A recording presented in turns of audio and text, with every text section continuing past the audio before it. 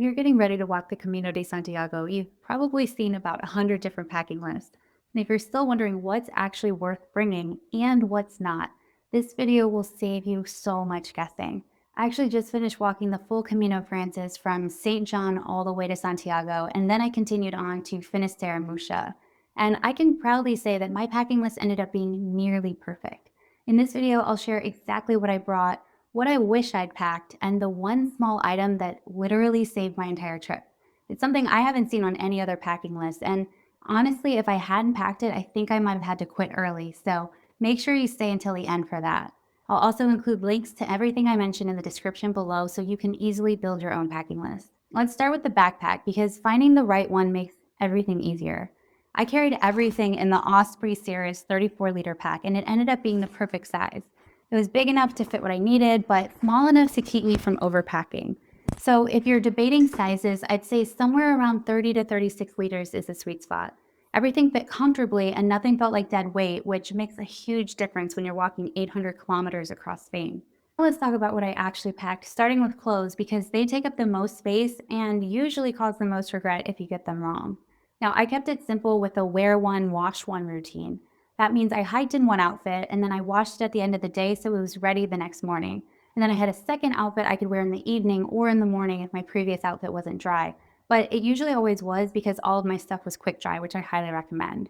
For bottoms, I packed a pair of Unovo biking shorts and one pair of long leggings. And this is a brand that's on Amazon and they're absolutely amazing. They're kind of like a Lulu knockoff. They're buttery soft and they come in different lengths and they have the options to add pockets on the side, which I think are an absolute must.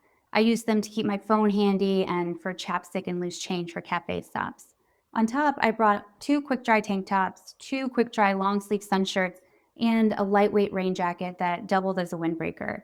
I also added a cozy sweatshirt for cool mornings, which I was so thankful I brought because some mornings towards the end got as low as 46 degrees. For underlayers, I brought two Bronwyn merino wool bras and four quick dry thongs. I highly recommend merino wool bras. They were amazing and they didn't need to be washed often. For sleep, I had a pair of lightweight shorts and just a simple tank top. For socks, I brought three pairs of Right socks from REI, had two ankle height and one calf height. Now, I actually don't recommend this brand because by week two of them already had holes in the big toe. I also had a ton of blisters my first week, and I think the socks were to blame because a few pilgrims I met had feet in perfect shape. I'm talking no blisters, no holes in their socks, and they all said the same thing, to switch to merino wool toe socks. I would definitely do this next time and I recommend it for you. For shoes, I kept it really simple. I wore Merrell Women's Moab Speed 2 trail runners and they were perfect for me. They were light and comfortable and they actually held up the entire way and I'm still wearing them after. For evenings and shared bathrooms, definitely bring a pair of flip-flops. That feeling at the end of the day, taking your shoes off and switching to flip-flops is the best feeling ever. You'll also want a hat and sunglasses for sun protection, especially on those long exposed stretches like La Meseta if you're doing the French way. And that was my entire clothing setup. It was simple, easy to rotate, and there was nothing extra weighing me down. However, if I could go back and add a few things, I'd start with a bathing suit. You pass rivers and pools all the time, and if you continue on to Fistera, there's a beach at the very end. I'd also bring a lightweight dress for evenings because it would have been nice to have something to change into that felt a little different from hiking clothes, especially in the bigger cities. Also, gloves and an ear warmer. I actually had both in my original pile, but I took them out to save a few ounces, but I shouldn't have. The comfort would have been worth it, and I actually broke down and bought a pair of gloves and a headband that I used as an ear warmer towards the end. But a bandana also could have been good for the windy and dusty days, and it could have doubled as an ear warmer on the colder ones.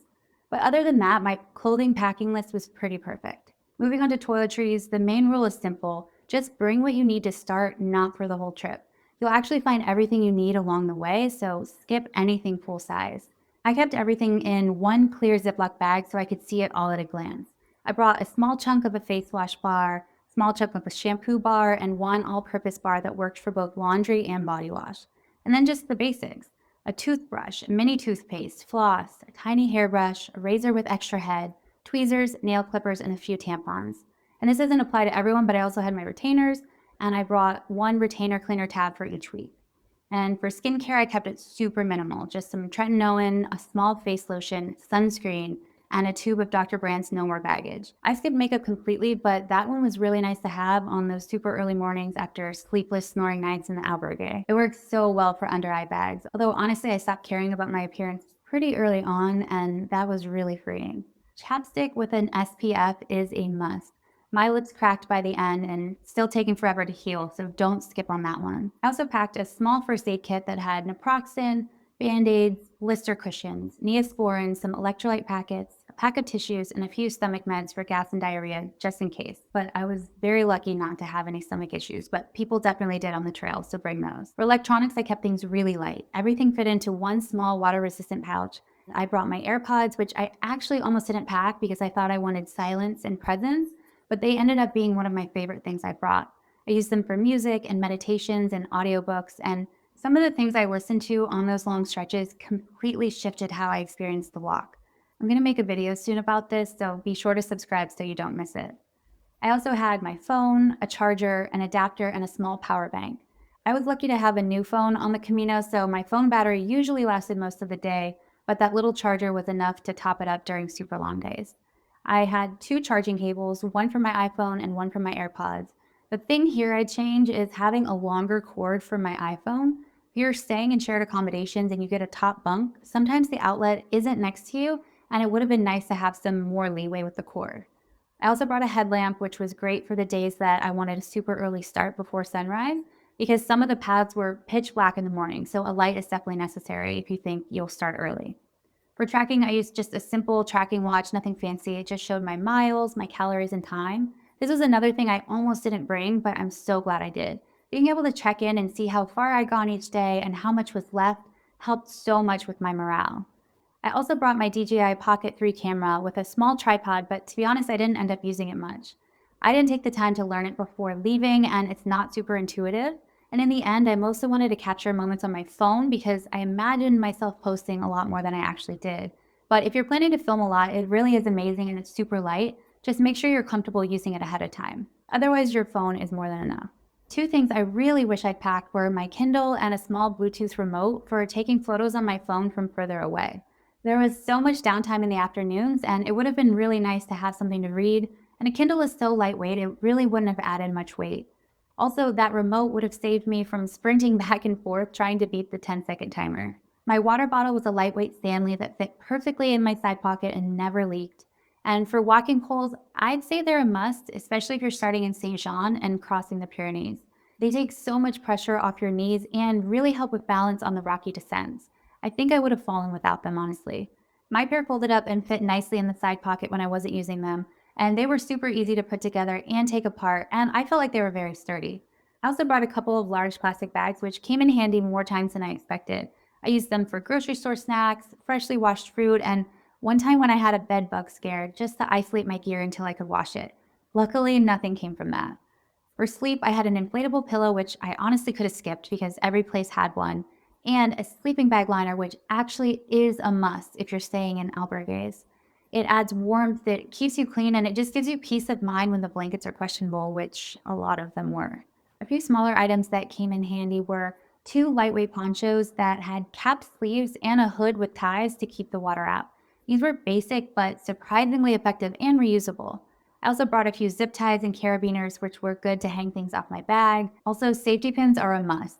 It's kind of gross, but using the tip to prick a blister to drain it was a necessity. The first week, I had the craziest triple blister on my pinky toe, and if I couldn't have flattened it, I don't think I would have been able to continue. People go home from blisters, so definitely take it seriously. I also had my passport, my license, which was probably unnecessary, but I was traveling after, an ATM card, two credit cards, and some cash to start. Some albergues and cafes only take cash, so definitely start out with some on hand. One other thing I loved having was a lightweight travel laundry line. It was perfect for drying clothes when I did the private rooms and there wasn't a line outside. Also, my quick dry towel is definitely a must. It packs down tiny and it dries super fast. For content creation, I brought a flexible tripod, my moth phone stand case, and a suction cup mount that stuck to glass or smooth surfaces. And these just made it easier to film little clips or watch shows in the evenings hands-free. I also carried a small journal and a couple of pens. You'll be surprised how the towns start to blur together, so writing just a few notes each night helped me remember more of the specifics and my insights. And lastly, my fork, knife, and spoon combo set. It sounds kind of random, but it came in handy constantly, especially for supermarket snacks or impromptu picnics along the trail. One thing I wish I had brought, but I didn't even know about, was something called a kula cloth. I saw these constantly on the trail. It's this small reusable cloth that clips to your backpack, and basically it's a cleaner, more eco-friendly alternative to toilet paper when you need to pee outdoors, which you will need to do. There are some really long stretches with no bathrooms. Now, no matter how much you prepare, there are always a few things you end up grabbing once you're out there walking. A few things I picked up on the trail were gloves, a headband I used as an ear warmer, and my favorite random purchase, cat treats. Feeding the stray cats along the Camino became one of the sweetest little joys of the trip. I ended up with more pictures of cats than anything else. They were everywhere and always managed to show up just when I needed a smile. Being able to feed them felt like a small way to give back. Now, onto the pain management side of things. That first week, my feet were absolutely killing me. So I tried these silicone foot pads I found at a pharmacy, but they didn't help at all. Everyone's body just adjusts differently, and I think mine just needed time. I also picked up some anti inflammatory cream and a knee brace. And that, in combination with what I'm about to show you next, is what truly saved my Camino. I brought a portable muscle electric stimulator. It's kind of like a TENS unit. I've had back issues before, so I packed it just in case. On the second day, after hours of a steep decline, my knees started hurting so intensely, and this little device became my lifeline. I used it at night to help my muscles recover, and I genuinely believe it's the only reason I was able to keep walking. But here's the bigger truth. The thing that saved my Camino wasn't just the muscle stimulator, it was the reminder behind it. That little device reminded me that no matter how much you plan, things won't always go perfectly, but there's going to be a way to keep moving forward. Every item in my bag was either something that supported my body or something that lifted my spirit, and both matter equally on the Camino. So whenever it's time for you to pack, don't overthink it. Just bring what keeps you comfortable, what helps you recover, and what keeps you going. That's what will carry you across Spain. I'll link everything I mentioned below so you can use it as a checklist. And whenever you're getting ready to walk, buen camino. You've got this. Thanks so much for watching.